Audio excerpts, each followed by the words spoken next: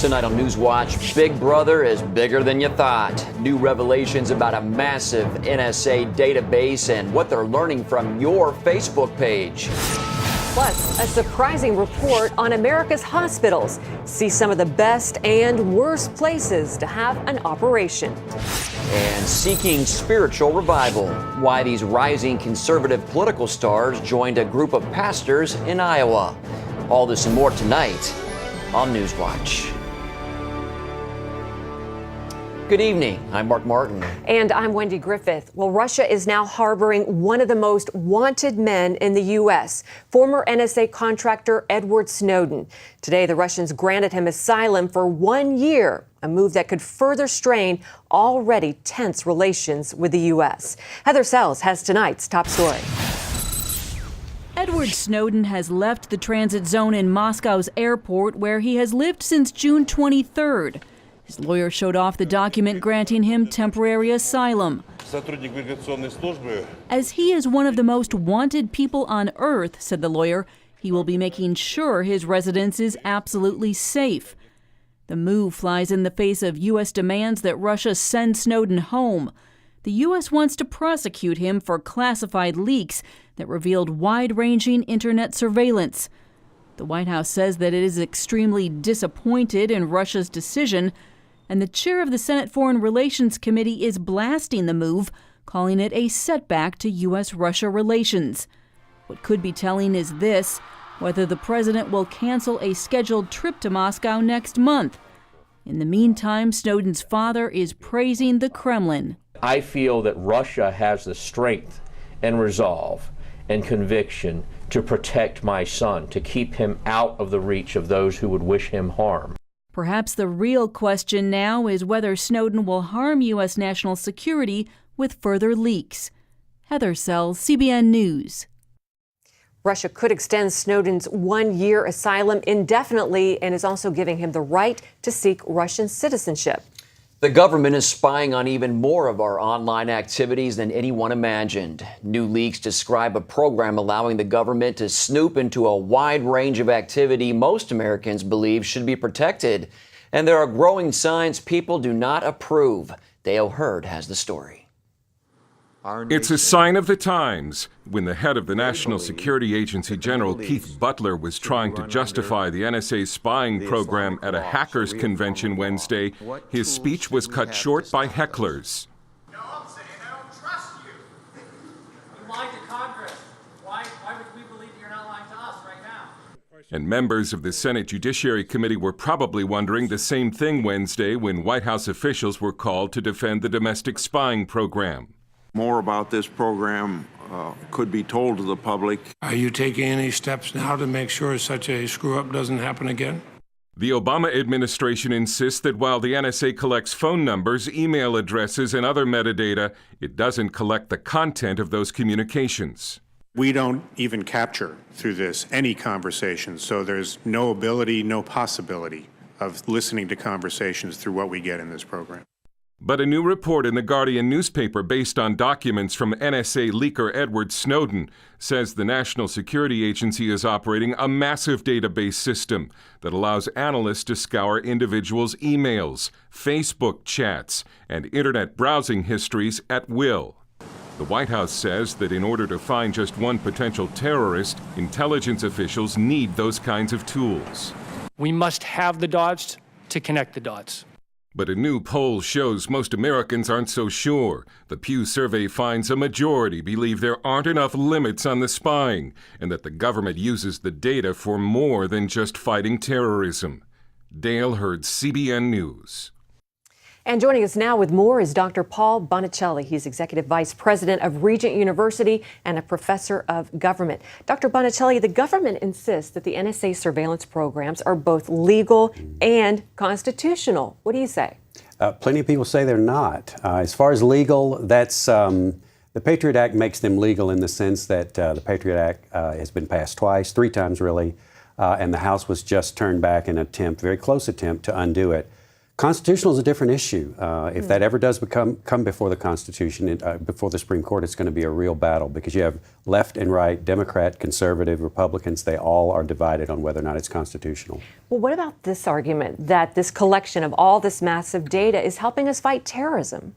And that's now being drawn into question. The president's biggest problem is that he doesn't believe in the war on terror. And so he's been using programs that he inherited from the Bush administration that he doesn't really believe in, so he doesn't defend them strongly enough. And here we are 4 years into his presidency, into the 5th year, and he's having a hard time making people accept that this is a legitimate thing to do, that it's helpful, that it's useful. The Justice Department contradicts the CIA sometimes about whether or not this is really that helpful. So it's a policy problem as well as a practical problem for him. Now, the NSA is claiming that they're not collecting data on our phone calls and our internet activity, but there are reports to the contrary. Who are we to believe? The administration is going to have a hard time being believed because of the IRS scandal, Benghazi, lots of other things. Yeah. I think we need to watch members of Congress. At the end of the day, the Congress can oversee this. They can stop things, start things. And I think you're finding more and more congressmen, particularly Democrats. There were 2 Democrats on this report that are really have a problem with the administration, their own administration about it. I think it's clear that they are taking a lot more information than they're supposed to because they're having a hard time explaining what they're doing.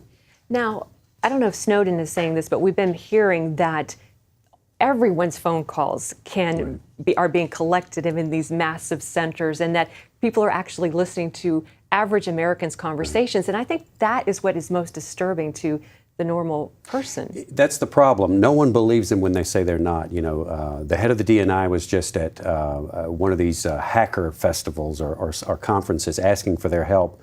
And profanities were exchanged back and forth from the floor to him because he said, we can look at things like that, but we don't. No one believes them. Well, do you think Snowden is making the right decision, holding up in Russia and perhaps even becoming a Russian citizen? I don't. I've never thought Snowden was a whistleblower. If he was a whistleblower, he would have followed the right procedures. He would have gone to a member of Congress. He could have had support in being a traditional whistleblower. Instead, he immediately left the country, has never gone anywhere except countries that are either hostile to us or our enemies, and now has asylum in a country that has no goodwill toward the United States. Vladimir Putin doesn't have U.S. interest in mind at all.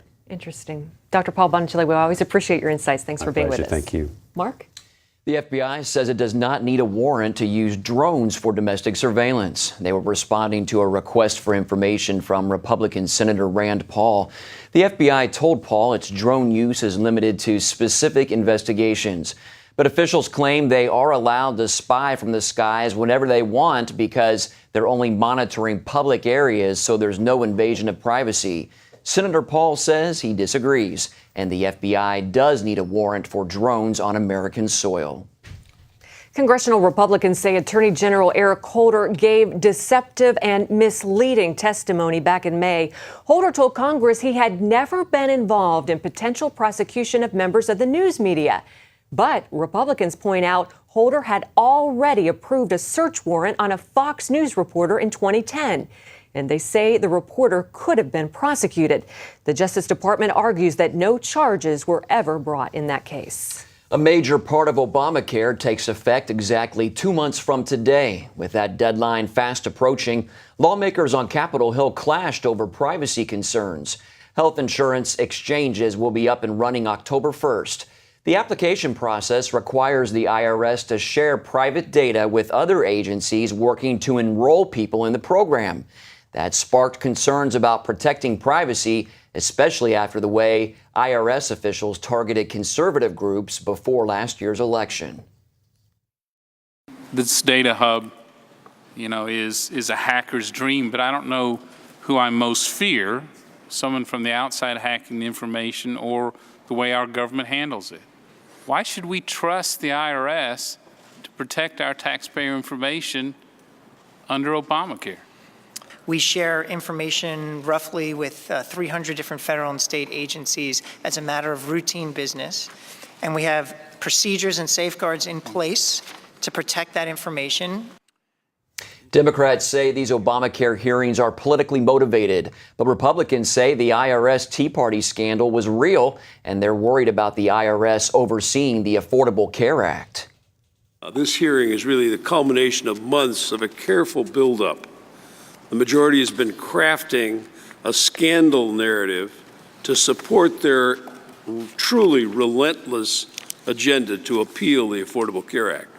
No matter what our colleagues try to say to whisk this issue away, the government was intimidating people and targeting them based upon their political views. That's not phony, that's real.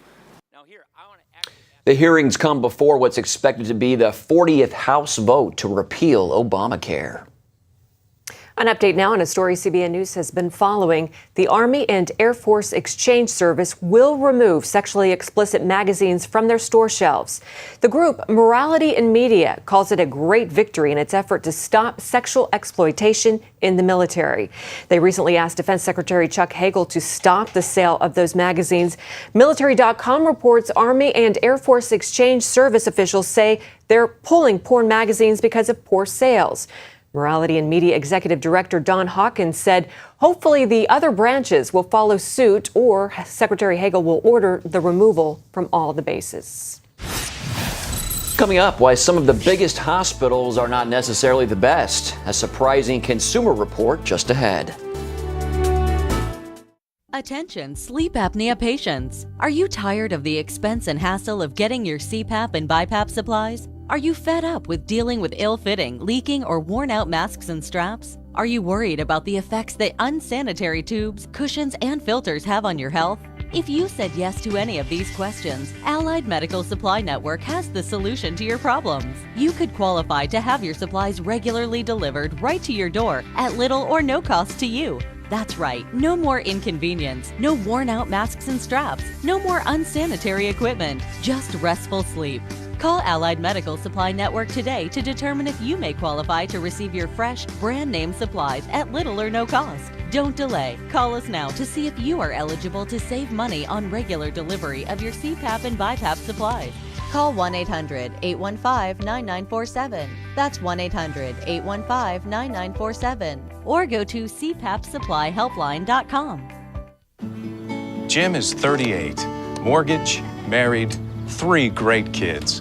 He wants to protect his family with a $500,000 term life insurance policy. What do you think it'll cost him? $100 a month? 60? 40? Actually, none of the above. Jim can get a $500,000 policy from a highly rated insurer for under $19 a month. His secret? SelectQuote. SelectQuote is impartial. They'll comparison shop the pick of insurance companies like these to give you a choice of your best prices. SelectQuote has great savings on term life for women, too. Jim's wife, Deidre, can get a $500,000 policy for under $16 a month. SelectQuote has helped make term life insurance affordable for hundreds of thousands of people since 1985. How about you? Just call this number or go to SelectQuote.com. SelectQuote. We shop, you save.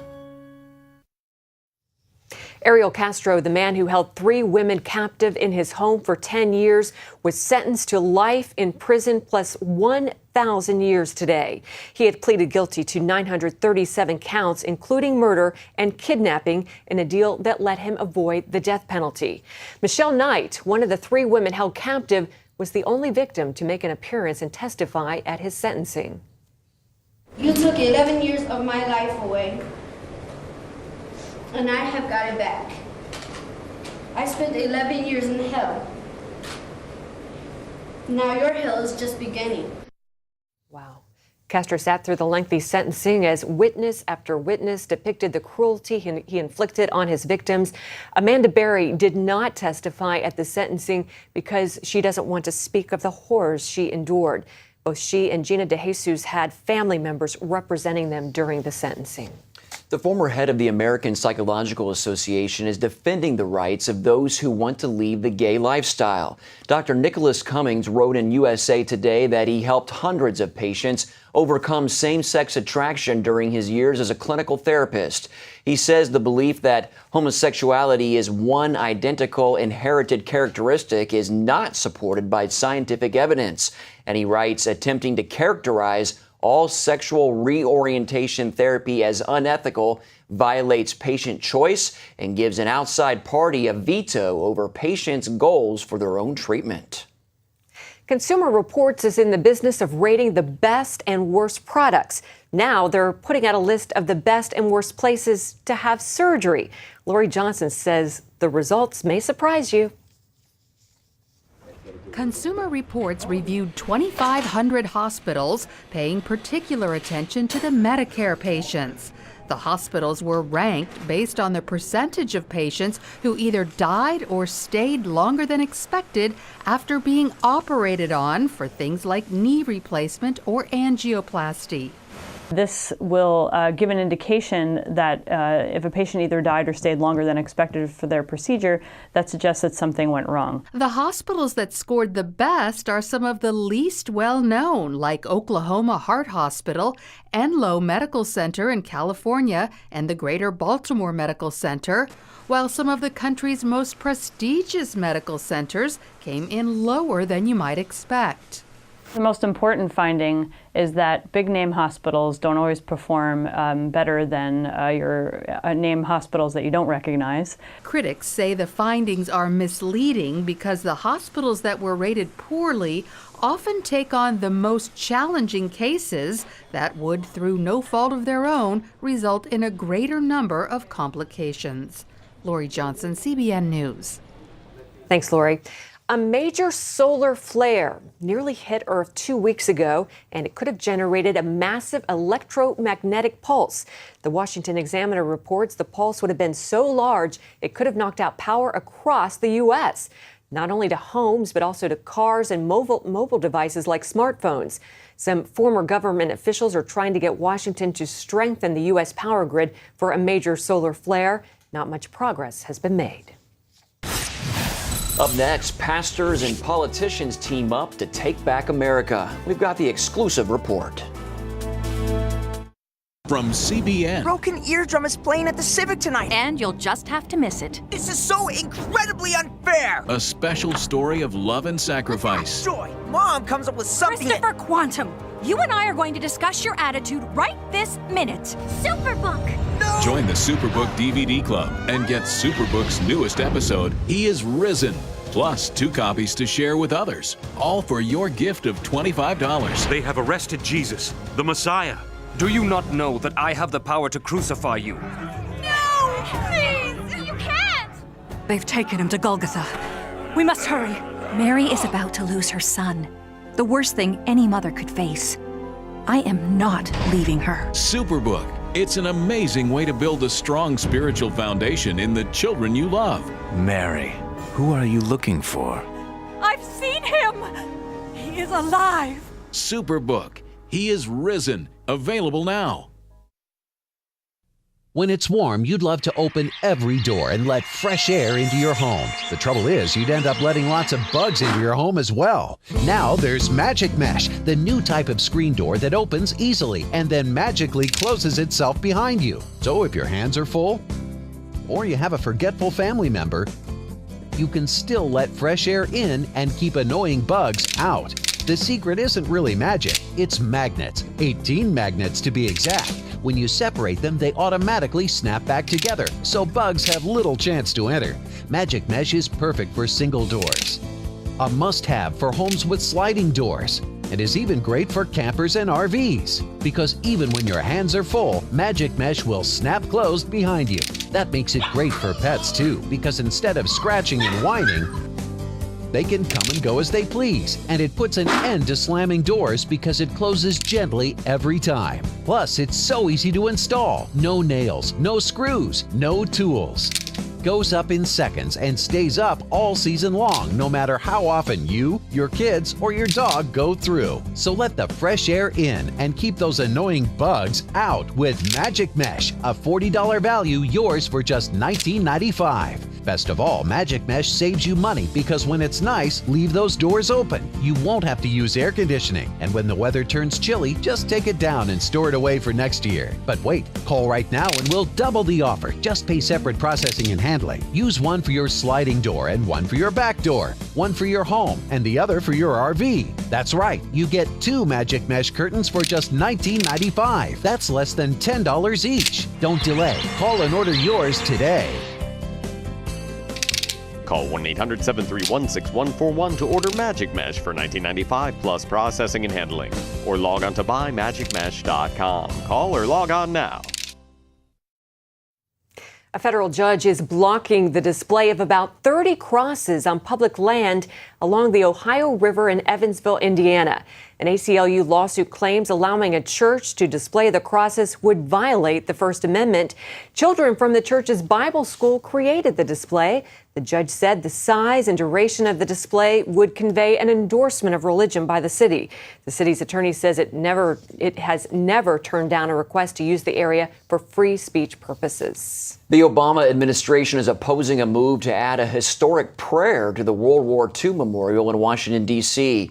On D-Day, President Roosevelt asked the nation to join him in prayer, asking God for courage and faith for the Allied troops. He prayed, "With thy blessing, we shall prevail over the unholy forces of our enemy." Ohio Republican Rob Portman said adding a plaque with President Roosevelt's prayer to the memorial would remind Americans what they have in common.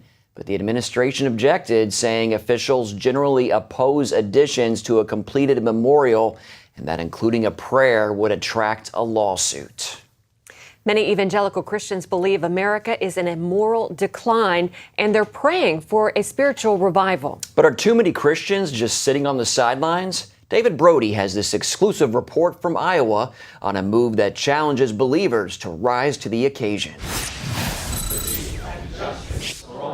Here's an evangelical riddle. What combines gospel singing, fiery preaching, God is saying, whoa, political speeches, we are in a battle to turn this country around, and prayer for possible presidential candidates? Lord, we're asking for wisdom here today. You'll be with the senator. The answer is Iowa's Pastors and Pews event, a 2-day gathering for hundreds of pastors to hear the importance of speaking boldly from the pulpit about today's cultural issues. Preach the word and rally the remnant, and leave the outcome to God. This event has reached more than 10,000 pastors since it began nearly a decade ago. It will soon spread to more than a dozen other states around the country. The main organizer is David Lane. If the Lord does it, we're going to turn America back to Him and reestablish a Christian culture. And that will take pastors helping to organize those in the pews. Look at these startling figures. Event organizers say of the roughly 65 to 80 million evangelicals in the United States, only 50% are registered to vote. And only half of those registered show up on Election Day. If they do not vote, they are betraying the Lord Jesus Christ. The Wilkes brothers worry that America's declining morals will especially hurt the younger generation.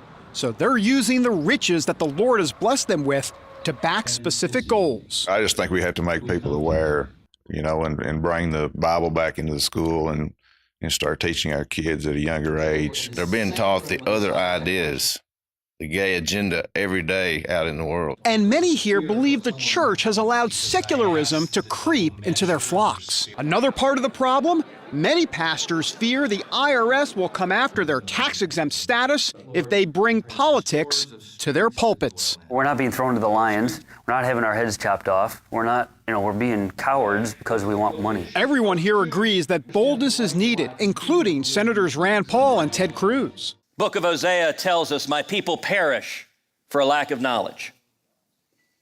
Edmund Burke put the points a little differently when he said the only thing necessary for evil to prevail is for good men to do nothing. We must do something that our world often tells us not to do. We must seek God for our redemption and salvation, for our country's revival. And that's what these pastors pray for above politics, spiritual revival. Father, we're again in need of another great awakening. The first Great Awakening began in the 1700s, led by pastors like Jonathan Edwards and George Whitefield. In the following century, a second revival saw large camp meetings spread like wildfire. Is there a third Great Awakening just around the corner? There's a lot of people who want it to happen. I don't know if people are committed enough yet to see it happen. Some of that doubt could be due to events over the last 50 years that have taken aim at Christian principles. Example, 1963, public school prayer, gone. The legalization of abortion a decade later. and now what seems like the cultural acceptance of homosexual marriage. And that serious stuff is not, according to these pastors, going to be solved by politicians. These politicians aren't good at much, but they're good at this. Seeing which way the wind is blowing. We need to change the direction of the wind. And that wind can only come from above. Somebody's values are going to reign supreme. So my guess is, spiritually speaking, we need mercy. The mercy of God. David Brody, CBN News, in the nation's heartland, Des Moines, Iowa. Stop struggling with heavy hoses that are kinked and deliver little or no water, or worse, break. Introducing the incredible flexible hose. Turn the water on and it expands up to 3 times its original length, so you can easily guide it anywhere you need without tangling. When you turn the water off, as it drains, the hose retracts back to its original shape. Standard rubber hoses can weigh between 8 and 12 pounds, but a 25-foot flexible hose weighs less than a pound. The flexible hose is so compact and lightweight, a child can manage a 75-foot hose easily. The flexible hose will never kink and is guaranteed to take the mess out of watering your lawn and plants. So washing your windows or spraying off your gutters has never been easier. The flexible hose is made of a tough double wall construction that is designed to bend and stretch but never kink. Flexible hose is designed like a fire hose for speed, storage, and strength to last a really long time. Call or visit flexiblehose.com to order the incredible flexible hose for only $19.95. Call right now and we will include a 7-way adjustable spray nozzle free. You can choose a full action spray, a gentle mist, a powerful jet, a vertical mist, flat spray, a cone spray, or a soaker setting. So stop coiling your hose with bulky devices. Flexible hose automatically retracts in seconds and weighs less than 1 pound. In fact, a 75-foot hose easily fits in a small bucket and stores away neatly in a drawer. Flexible hose saves you precious space on boats and is perfectly portable for RVs. But wait, order today and we'll give you a second flexible hose system free. Just pay separate processing and handling. That's 2 flexible hoses and 2 7-way adjustable spray nozzles, a $40 value, all for only $19.95. This offer is not available in any store. Order now. To order flexible hose and take advantage of this amazing double offer, call 1-800-769-3384 or go to flexiblehose.com. Remember, this offer is not available in stores, so call now. Well, if you haven't hit the gym lately, we have something that just might motivate you. Yeah, here's a great story. A 91-year-old man recently broke the weightlifting world record for his age category. Cy Perlis from Arizona is one of just 3 active weightlifters in his age group. He is a World War II veteran and started lifting weights when he was 60, but he did not start competing until 5 years ago. He's won a state title and 2 world championships. This year, he beat the previous world record by over 50 pounds. He gets stronger every year. To be 91 years old and to continue to make gains, it's incredible. You got to remember there aren't too many 91-year-old people doing this. If they did it, they might be able to lift. I've always been involved in the gym. I'm kind of an old gym rat. It's worth it to me. I feel good, and that's the important thing. He looks great. Cy works out 5 days a week, and he plans to break his own record again. Oh my goodness, that is incredible. He looked like he was much younger. And happy belated birthday to my co-anchor, you. Mark Martin.